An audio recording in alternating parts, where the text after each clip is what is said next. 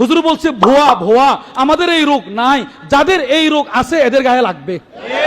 এলমি বিষয়ে বহস করলে আসো, আমরা আছি। এলমি বিষয় আরবিতে বহস হবে, আরবিতে। গত কয়েক মাস পূর্বে আমাদের বাংলাদেশের উজ্জ্বল নক্ষত্র আল্লামা আরিফ বিন হাবিব হাফিজাহুল্লাহ হযরতের সাথে একজন বহস করার চ্যালেঞ্জ দিয়েছিলেন। তো হযরত প্রথম শর্ত দিছে, ভাই আপনার সাথে আমার বহস হবে আরবিতে।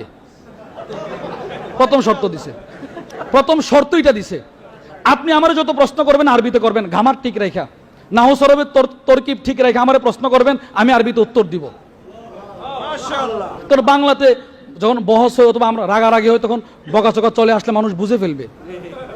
আরবিতে হলে আমি আর আপনি বুঝবো, আর কেউ বুঝবে না। আমাদের একই কথা, আরবিতে হলে আসো ইনশাআল্লাহ, আমরা প্রস্তুত আছি ইনশাআল্লাহ। যাদের কোরআন তেলাওয়াত শুদ্ধ নয় তারা আরবি হবে শুদ্ধ কিভাবে বলেন? আপনি বলেন। দেখ, আমাদের মুরব্বীরা আছেন, মুরব্বীরা কথা বলবেন। এজন্য আমি আপনাদেরকে যে কথাটা বললাম সেটি হলো, আমাদের অন্তরের চিকিৎসা নেওয়ার জন্য আমরা এখানে আসছি। আর অন্তরের চিকিৎসা সবাই করতে পারে না। যারা আহলে দিল, যারা কোরআনওয়ালা, যারা সাহেব নিসবত, ওনারাই অন্তরের চিকিৎসা করতে পারে। আমরা এই বিশ্বাস নিয়ে এখানে আসছি। ইনি কোরআনের চিকিৎসা, ইনি অন্তরের চিকিৎসা করবেন। হুজুর আমাদের চিকিৎসা করছে। আমাদের ভিতরে রোগ থাকলে আমাদেরকে হিট হবে, আমাদের গায়ে লাগবে। আমাদের তো গায়ে লাগে নাই। হুজুর বলছে ভুয়া ভুয়া, আমাদের এই রোগ নাই, যাদের এই রোগ আছে এদের গায়ে লাগবে। আমাদের কিছু করার নাই, ডাক্তার তো চিকিৎসা করবেই।